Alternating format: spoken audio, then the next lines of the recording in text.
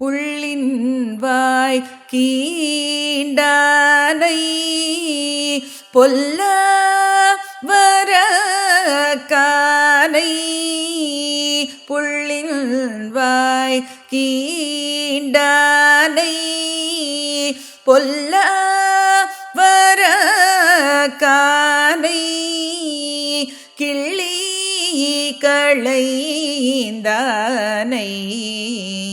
கீர்த்திமை பாடி பரவோய் பிள்ளைகள் எல்லாரும் பாவை களம் புக்கா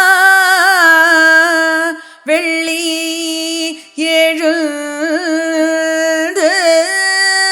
வியாழம் ஊரங்கீற்று புள்ளும் சீலம்பினகான்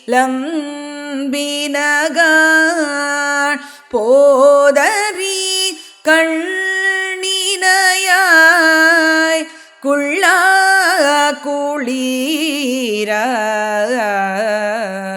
கூடைந்து நீராடாதே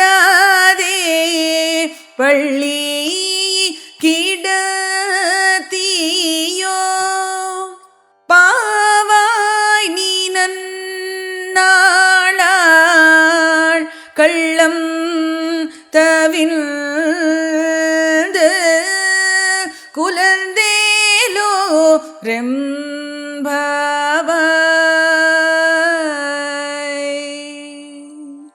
కంసునిచ్చే పంపబడిన బకాసురుని నోటిని చీల్చిన శ్రీకృష్ణుని యొక్క దుష్టుడైన రావణుని 10 తలలను గిల్లిపారివేసిన శ్రీరాముని యొక్కయు కళ్యాణ గుణ సంకీర్తనం చేస్తూ శ్రీకృష్ణుని సంశ్లేషము అనుభవింపగోర గోపికలందరూ సంకేత స్థలమునకెప్పుడో చేరిపోయిరి.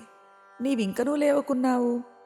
తెల్లవారినిదని సూచించుచు శుక్రుడు ఉదయించెను, బృహస్పతి అస్తమించెను.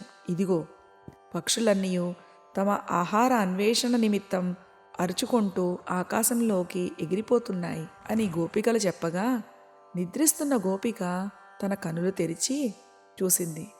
ఆమె నేత్ర సౌందర్యానికి ముగ్ధులై వికసించిన తామర పువ్వులందు వ్రాలిన తుమ్మెద వంటి కన్నులు కలదానా, ఇకనైనను లేచి రావమ్మా అని వర్ణించింది. నీ నేత్ర సౌందర్యానికి ముగ్ధురై శ్రీకృష్ణుడే తానే నీ వద్దకు వచ్చునని భ్రమించకు. శ్రీకృష్ణ విరహ తాపమును తీర్చుకొనుటకు ఈ చల్లని నీటిలో అందరితో కలిసి స్నానమాడగా రావమ్మా. ఇంకనూ పడుకున్నావా? మనము నోచే ఈ వ్రతమునకు ఇది శుభ సమయము, మంచి కాలము. ఓ సుందరి, నీ కపటమును వీడి మా గోష్ఠిలో కలిసి మహిమాన్వితమగు ఈ వ్రతము సాంగోపాంగముగా పూర్తి చేయుటకు సంహరించుము. అన్నింటనూ శుభములే కలుగును.